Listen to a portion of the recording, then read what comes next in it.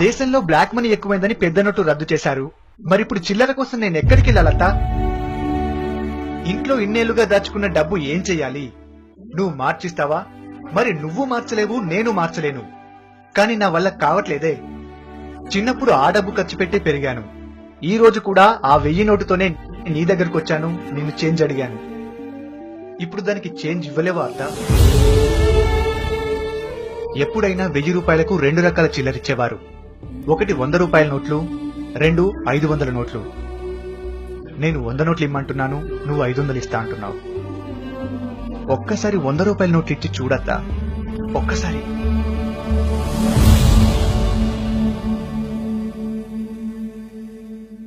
బయటకెళ్తే 500 నోట్లు ఇస్తే వద్దంటారు. చిల్లర ఎలా తేవాలో అర్థం కాదు.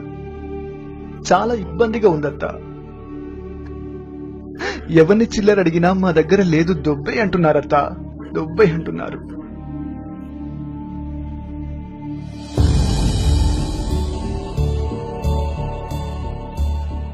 బాగుండడం అంటే పెద్ద నోట్లు ఉండడం కాదత్తా, 100 నోట్లు ఉండడం, చిల్లర ఉండటం.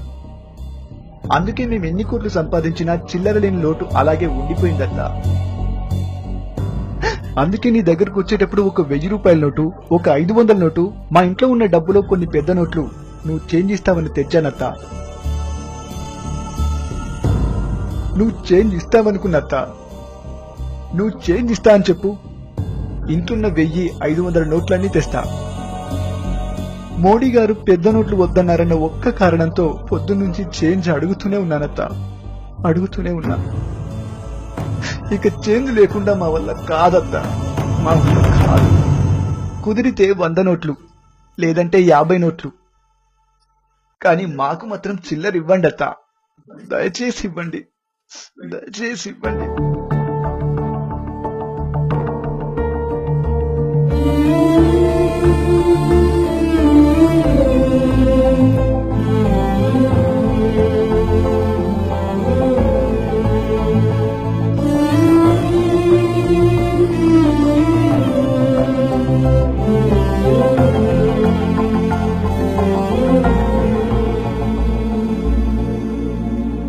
ఇస్తుండగా గౌతమ్,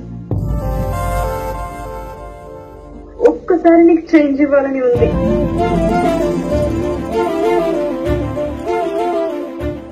వంద నోట్లే ఇస్తారా?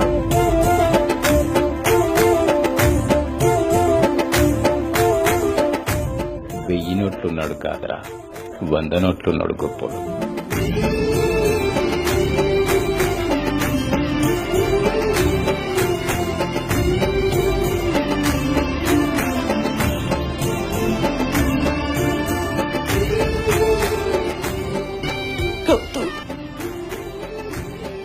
ఇంకా ఆయనకు చేంజ్ లేని లోటు లేదురా, తీరిపోయింది.